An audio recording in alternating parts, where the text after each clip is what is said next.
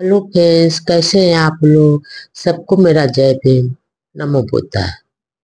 Doctor Ambedkar और Hindu code bill. Doctor Ambedkar ji कहते हैं कि सर शंकरन नायर ऐसा एक व्यक्ति पहला व्यक्ति था जिसने इस प्रकार के व्यभिचार के खिलाफ आवाज उठाई थी कि हम मुंशी गुजराती ब्राह्मण था और बड़ा प्रसिद्ध वकील और आर्य संस्कृत का बड़ा पोषक था। वह अपने आप को जन्म जात ब्राह्मण कहलाता था।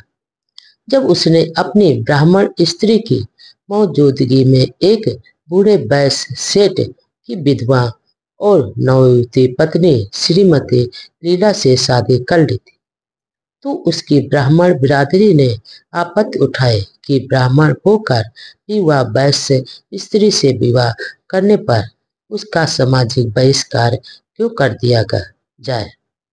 तब मुंशी महोदय ने धर्मशास्त्रों का यह फतवा दिया कि ब्राह्मण को तीनों निम्न वर्गों की स्त्रियों से अनुलोम विवाह करने का अधिकार है।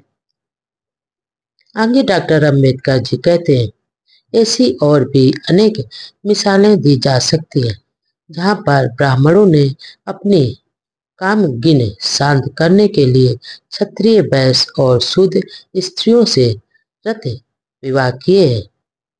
का कहने का तात्पर्य यह है कि भारत की नेतागिरी सदैव ब्राह्मणों के हाथों में रही है और विद्या प्राप्त करने में इनकी इजारादारी और मनोप्लाने एकाधिकार रहा है, तो धर्मशास्त्रों ने ही इन्हें दे रखी है। ऐसी हालत में ब्राह्मण नेताओं को हिंदू कोड बिल जैसी एक कानूनी संहिता बनाने की क्या जरूरत थी, जो सारे हिंदुओं को कानून की दृष्टि में एक समान ठहराए। पंडित जवाहरलाल नेहरू एक उदार ब्राह्मण थे। वह पश्चिमी सभ्यता के रंग में काफी तौर पर रंगे हुए थे, अतः वह चाहते थे कि स्वराज प्राप्ति के पश्चात हिंदू नारी के साथ कानूनी तौर पर समानता देने वाला कानून बनाया जाए।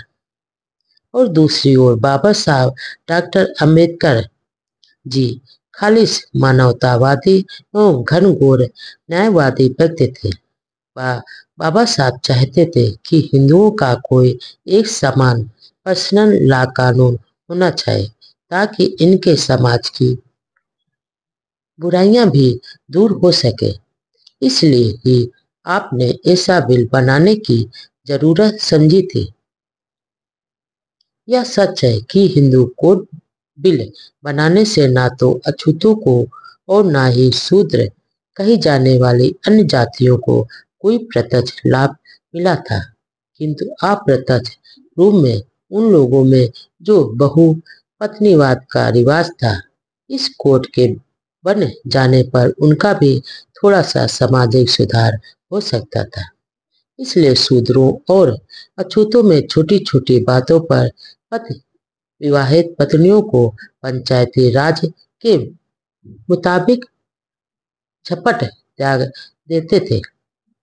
हिंदू कोड बन जाने से इन पिछड़े वर्गों में सस्ते और मनचाहे पंचायती तलाक का रिवाज भी समाप्त हो सकता था। भले ही पिछड़े वर्गों को इस कानून से अधिक लाभ न होता हो, किंतु कुछ न कुछ लाभ तो होता जरूर।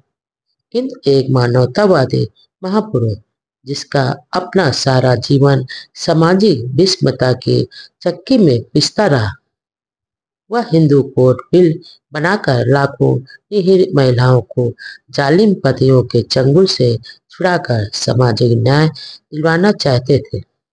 बाबा साहब डॉक्टर अंबेडकर जी अक्सर कहा करते थे कि मुझे भारतीय संविधान के निर्माण से भी अधिक दिलचस्पी और खुशी हिंदू कोड बिल पारित करने में है।